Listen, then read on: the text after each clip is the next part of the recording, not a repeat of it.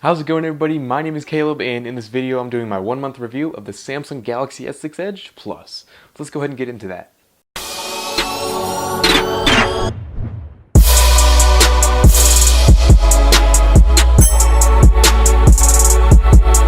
So how this review is going to work is I'm going to break it down into 5 different categories. Each category can score a maximum of 5 points. So at the end, a phone with 25 points is a perfect phone on my scale. So let's go and see how the S6 Edge Plus fares to my review.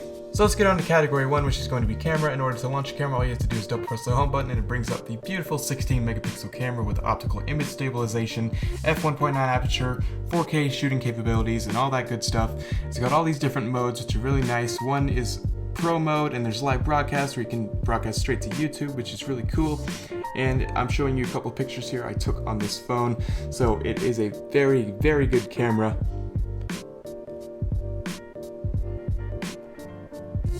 Moving on to the front-facing camera, all you have to do is double tap the home button and it does bring you straight into the camera just like that. And it is a 5 megapixel camera with quad HD shooting capabilities, which is really nice. And yeah, I don't really take selfies, but it is a very nice camera if you do so. So the overall score for the camera category is a 5 out of 5, which is the best score you can get. So let's go ahead and move on to the next category. Moving on to category 2, which is battery life. I average around 2 to 3 hours of on-screen time in between charges, which really isn't that good. It really dies really fast. That's the one thing I have wrong with this phone, really, is the battery. But for my personal usage, without this, I get roughly 2 to 3 hours on-screen time, which really is not that good. It's better than the S6 Edge, marginally, but not much. The only thing that really saves this battery is the fast charging capabilities. It charges from 0 to 100 in 90 minutes, and that is really fast. It does work. It is really awesome. But considering that, I'm going to have to give the battery department a 3 out of 5 just because it dies so freaking fast.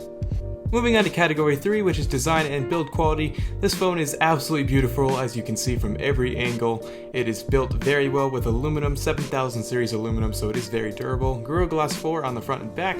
The only problem I have with the phone is it is a frickin' fingerprint magnet. But the good thing is Dbrand has a solution for that with their Dbrand skins. This is the one I got. I will leave a link down below if you want to pick one up for yourself. But yeah, so the only damage that has come to this phone since I've had it in the past month is this little tiny ding right here. If you see that, it is because it fell out of my pocket, being such a slippery phone when I was standing up. It landed straight on its face on tile, but the glass didn't break because it's super durable and it's really not that noticeable, really. But overall, I'm gonna have to give the design category and the build category a 5 out of 5 because I am in love with this phone. It is so sexy and it just built very, very well.